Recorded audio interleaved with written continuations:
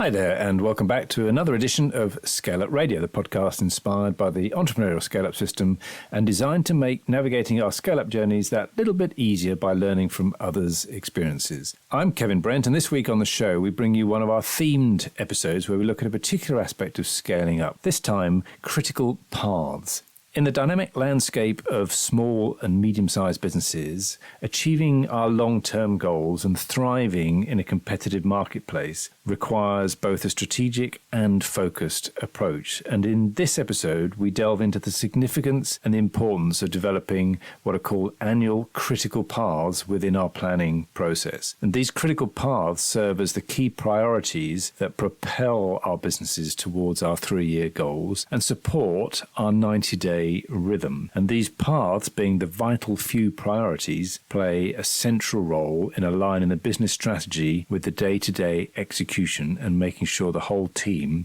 are aligned. Granger Forson takes us through some of the key aspects, followed by a roundtable discussion with a panel of successful business owners. So make sure you don't miss this episode or any future episodes by subscribing to ScaleUp Radio wherever you like to listen to your podcasts. And you can also nominate a guest for ScaleUp Radio if you know someone with an interesting scale-up story. And you can find out how in the show notes below.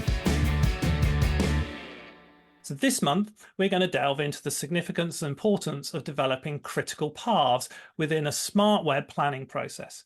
Now, these critical paths serve as the key priorities that propel the business forwards across the 3 years and supporting in your 90-day rhythm. These paths being the vital few things to play the central role of aligning your business strategy within your day-to-day execution.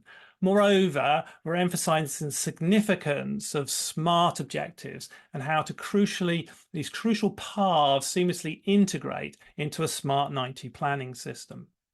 So within the Entrepreneurial ScaleUp System, we emphasize the progression of core ideology to the 3-year plan, to the 90-day planning and executing using a smart web planning tool. This tool allows businesses to visualize the key drivers over the next 3 years and extract critical elements for the next 12 months. So the smart web encapsulates the core purpose. It looks at Hedgehog, the X factors, the smart stretch, and ensuring alignment and clarity for strategic thinking. So this is a smart web. This is our way of developing that 3-year plan on a single piece of paper. It revolves around 5 fundamental anchor points. And that's the money, the people, the product or service, the customer and operations. And these anchor points serve as a foundation for modeling specific axes relevant to the business. Within the smart stretch or your long-term goals, the guidelines of these axes help you really sort of consider things like sales turnover, profit, employee numbers, new product launches, market expansions and new systems, etc. So the smart web process begins by mapping the outer ring represented by the 3-year horizon. Where do we want to get to? And working backwards into the business, identifying what you want to achieve in the 3 years and progressing to the present. This approach ensures a comprehensive understanding of the interactions between the different aspects of the business. And it really helps you to prevent isolated decision making and just focusing on one thing that needs to take place for the business to succeed. So once the outside is done and is completed, then we start on the inner ring. The inner ring is where we are today. And now this reveals the gap between where we are, the present, and what the 3-year goal. Next, we iterate outwards and we build in the 1, 2, and 3-year plans in more detail. And this iterative approach allows you to adjust the smart stretch to gain new insights as you go. All the time you're challenging ourselves, what and how, what are we going to achieve in this year in order to get to the 3-year plan as we move outwards. So with the 3-year plan now in place and the document all filled out, the next step is to identify the 1-year critical path, and that's the topic that we're talking through today. And this is where we're trying to get specific or measurable time-bound objectives that are crucial to help us get towards the 3-year plan. So these paths are found in the inner ring of the middle, the year plan, and we're aiming for 5 to 9 critical paths, ensuring focus on the most impactful initiatives. So avoiding just a list of semi-important tasks, but ensuring that each critical path adheres to some smart criteria, making being specific, being measurable, being accountable, being realistic, and being time-bound.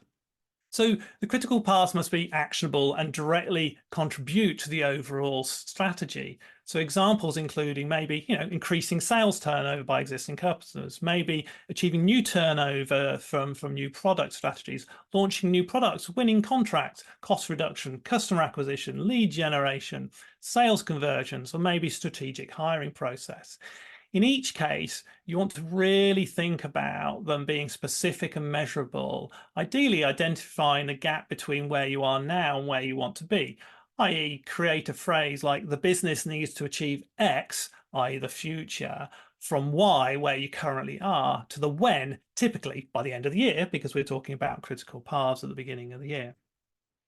But why? Why spend all this time doing this?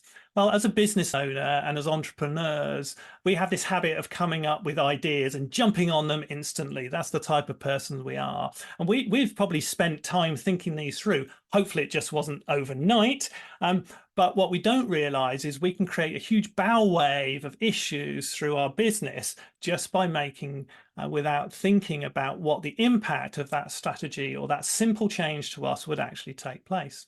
So by using a smart web approach, we drive great growth conversations in our team, and we get their thoughts, their feedback, and their review of our ideas. And when we then implement the best ones, we know that the business has capacity and to actually deliver on those ideas. In other words, what we need to do is slow down to speed up. So we have a plan, but is it a good one? Well, a good sanity check is to maybe look at the critical paths, is to think about them in terms of strategy, people, execution, and cash, which are the 4 pillars of scalability. And if you haven't, then you should maybe think about that a bit further. The chances are maybe, for example, if you're a rapidly growing business, you need to attract, you need to hire, you need to retain key people. And so you need a retention and a hiring plan. But, well, you'll need to maybe also think about strengthening your management processes to make sure the execution takes place. Maybe you'll need to improve the cash or the performance in your business and improve your KPI monitoring. So thinking about the other parts of the pillars are really important. And we're not talking about going mad. We're only talking about 5 to 10 critical paths, ideally just sort of teasing out those really important things for the business in the next year. And in the previous slide, we looked at this idea of bridging the strategy execution gap, which is crucial to success. And this is where we then move to the bottom of the funnel, because essentially the critical paths are the what we need to achieve. They form the basis for the execution plan and what is the next step. Each critical path, we need to identify high-level steps that we'll be able to take in order to achieve them, essentially the hows. And then we can then take this review into each of our quarters, and these become our 90-day plans, and we develop our rocks and our actions and place those in our Smart 90 software. So on the smart web, the reverse, the backside of that poster is what we're talking about to develop these critical paths. So we outline the whats, we list them out, and then we then identify the hows, which are going to create that high-level action plan. But now we have to make a choice. Okay, what will the order of the critical paths be? You have to decide. It's not just a wish list, but careful debate about which one first, maybe what the capacity is throughout the year to make these changes, maybe what the deadlines are, etc. And this debate with your team will bring alignment and structure. So taking these and building them into your Smart 90 software and your business rhythm enables us to ensure that we're all working on the right things in the right way and keeping ourselves accountable and keeping for those key priorities for the business for the coming year.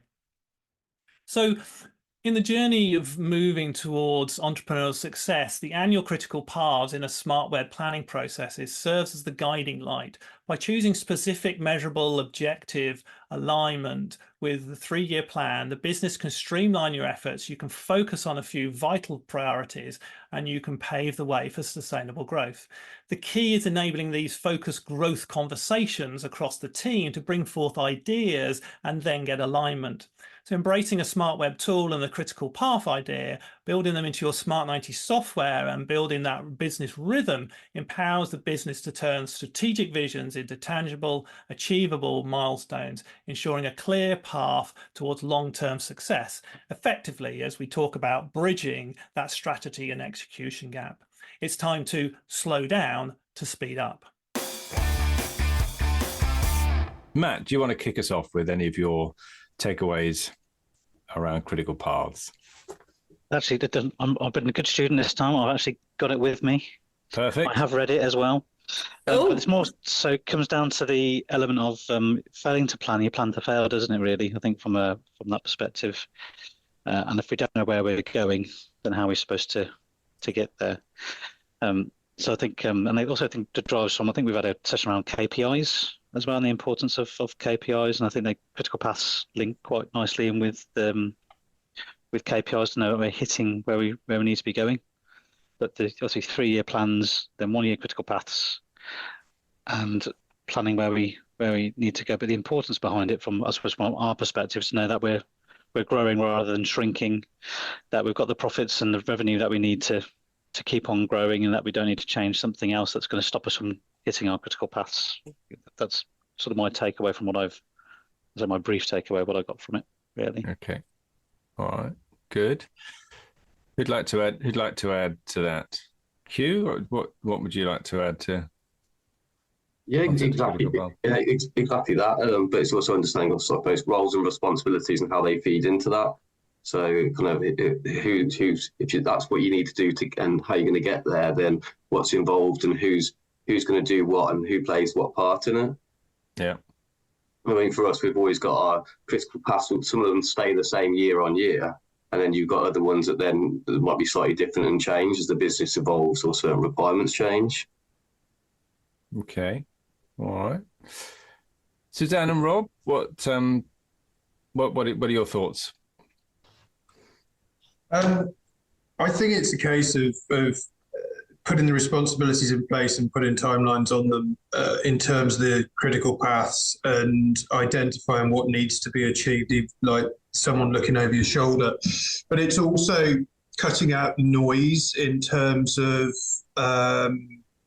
things in situations that you're in control of and things that you're not in control of, and concentrating on those that you are in control of and letting the other stuff sit to the side, not overtake, and worrying about other stuff that you're not 100% on top of. Yeah, good. Absolutely. Yeah. Rich, what would you add? I always look at it from every year on a financial turnover perspective. So what was our turnover last year? What do we want to do this year? That then morphs itself back into how do we create that turnover? Yeah. How many salespeople, how many sales leads, what's our average value of sale? Once you've then kind of worked that whole critical path back where you need to employ anybody else to get to the turnover you need, you're then looking at how many installations that you need to achieve, how many support people do you need to put those installations to support those customers. So it's a complete business growth of that whole 1-year critical path, which then leads into your 3 years. Good. Gary, you're looking nervous, late in, but I'm sure you're well prepped on the critical paths idea. So what would you like to bring in here? Of course I am, Kevin. Apologies everyone, I'm slightly late. I think it's vital.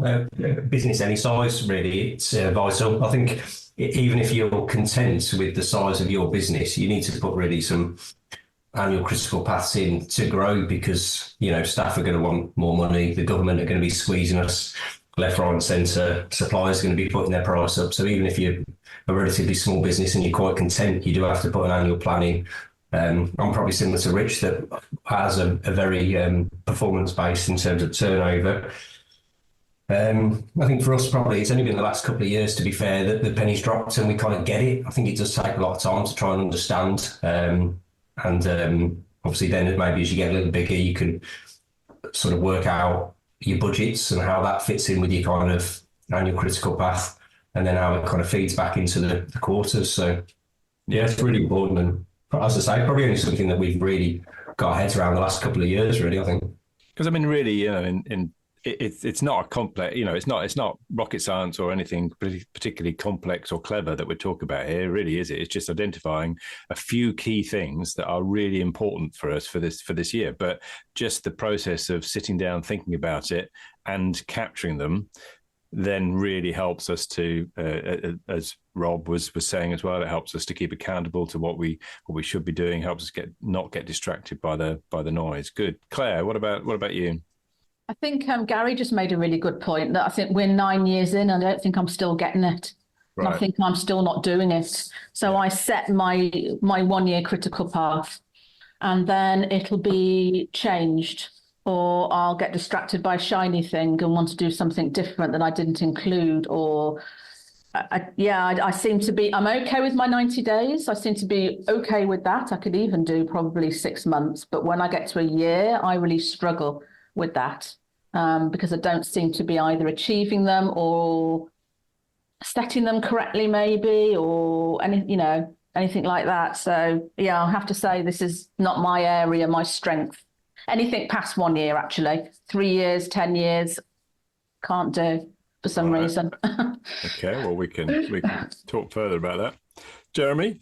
I'm kind of where Claire is as well, to be honest. Yeah. I've got some beautiful smart web diagrams which kind of highlight exactly how I'm going to take over the world. And I think I should have been retired about 5 years ago on my yacht in the Mediterranean somewhere, and it just hasn't happened. So I do like the planning process, but I think for me, when it comes to the implementation side of things, and because it is all about implementation at the end of the day, you can plan it, but you've got to implement it properly. That's where I kind of fall short. And I think for me, the shorter term goals of 3 to 6 months is kind of what works in our business, I think, and that's what we tend to focus on these days. That's not to say that I shouldn't do more longer term planning. I definitely should, but there's always a bit of a gap between planning and implementation, and that's a struggle that we have. Yeah, Louise, anything you'd like to add here? Yeah, I was thinking, just listening to particularly what Claire and Jeremy have said about not quite. I wonder if it's to do with the fact that it's very easy when you're looking at the next year. There's so much going on. There's so many things. And it's really, really hard, I think, sometimes to cut it back down to just a few. Because there's so many things you could be doing and so many things you might want to do. And quite often we're like, well, should I be doing this? Because things might change. And it's that commitment, isn't it? Or the actual ability to look at all the things you want to do and say, well, actually, what are the key and most important things? And I think one of the things that's key about the 12-year critical paths, 12-month critical paths, you've got me thinking now, 1 year, 2 year, 5 years.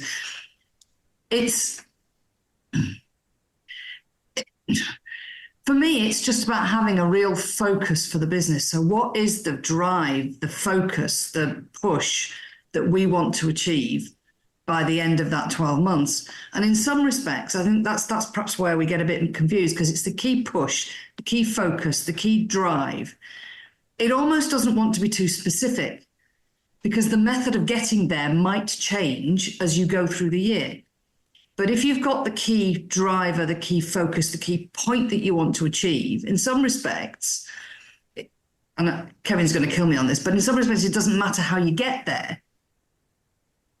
And I think sometimes we get a little bit focused on something that's too specific, and then something comes along and you think, oh, that doesn't quite fit with that. So you don't bother doing the long-term thing. So think, it's more to do with the direction, the drive, the key things that need to happen. And over the quarters, you work through how you get there. And if halfway through the year, getting there means you need to do something different, that's fine, because it's getting there that's the important bit. If you need to make a left turn and then a right turn, or go around the roundabout a couple of times, fine. You'll still get there. All right. Okay, good. Mel?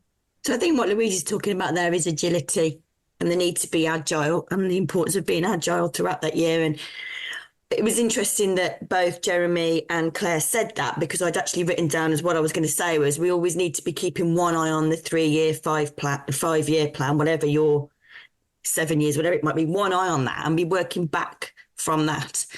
So if we sit down and say, right, we're going to set our critical paths for this next year, but it in no way, shape or form is working towards what your longer term plan is, then, that doesn't make any sense to me. So working back, so, if you say, right, okay, in 7 years' time, we're looking at this level of turnover, this level of net profit, it looks like this amount of customers, whatever it is you've put in there, then working back from that to get to what this year's critical paths are. Otherwise, you're just making them up, really, and you're doing what you like rather than what's going to get you to that end point. Okay. Yeah. All right. Good. So I think there's, even just by calling it something like critical paths, we're in danger of making it sound scientific and complicated and whatever. I always struggle. I don't know about anybody else, but if somebody says to me, let's work on your critical paths, or let's work your critical paths, or even sometimes if you use just word like objectives and things like that, I don't know. There's something that makes it harder for me to actually work it through. Whereas if you say, what does good look like? At the end of the year, if we're here in 12 months' time, what does good look like? That's a much easier open question for me to then think about, okay, well, I'd like to have this in place. I'd like to have that. I'd like to do this, right? So, and that essentially for me is where it starts. It's a really simple question. You can then start to describe almost, without using business terminology, what good looks like in 12 months' time, which then means that you can say, okay, you can do a couple of checks, because you can then say, okay, well, is that online to where we wanted to be in 3 years, the longer term stuff that Mel was talking about? So you can do that cross check. You can do a check to say, well, is that, can we do all of those things? Or are there constraints? Are we just being pie in the sky? Is there too much there for us to achieve with the team that we've got? We can also cross check it against, because Rich would come from a very financial perspective, and I think then work it back.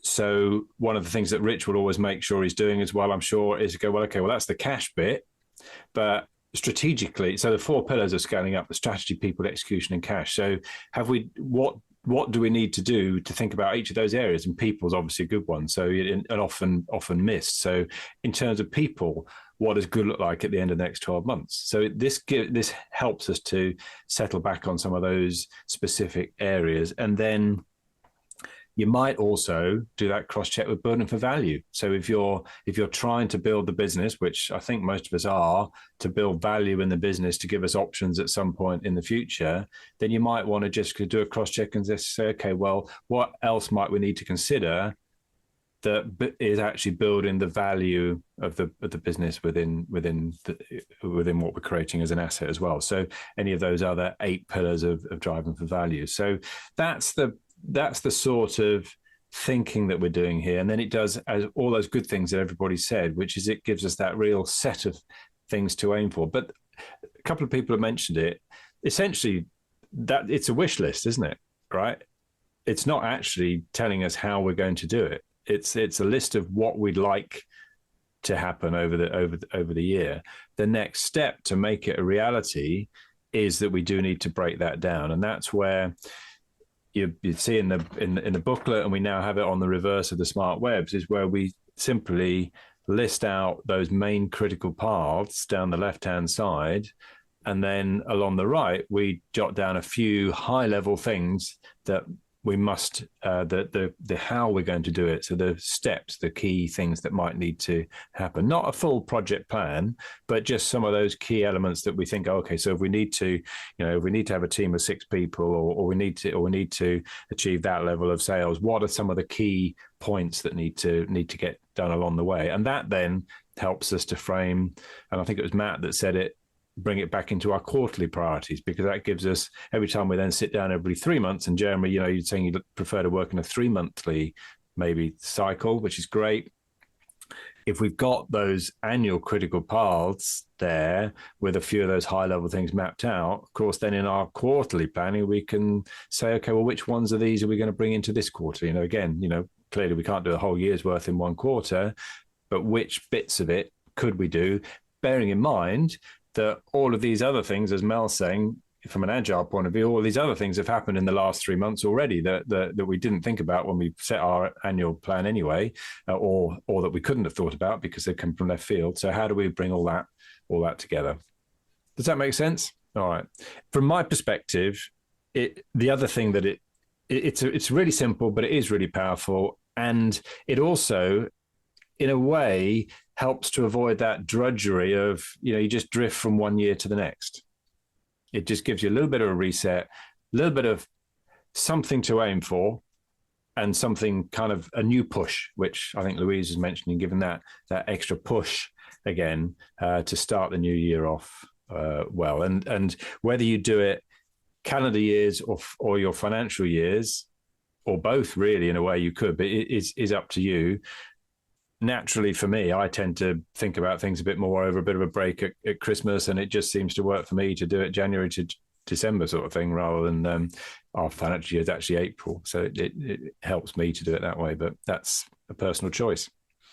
The other thing I was going to say was I think it's quite important to look back and kind of look at the success of you, whether you hit those critical paths, because I know, again, that's maybe not something we've done, but when you do actually look back, you kind of, well, hopefully you think, hang on, we achieved quite a lot last year. So it's quite important to look back on how you actually did, a bit of reflection, isn't it? Yeah. Good.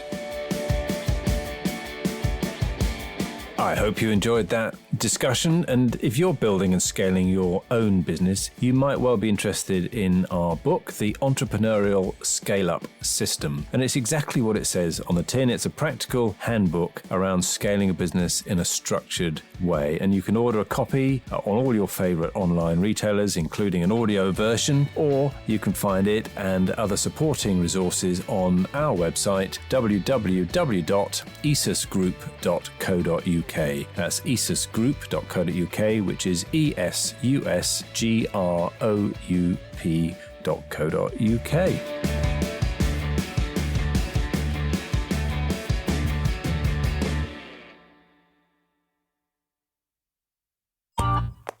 This has been a Monkey Pants Productions podcast.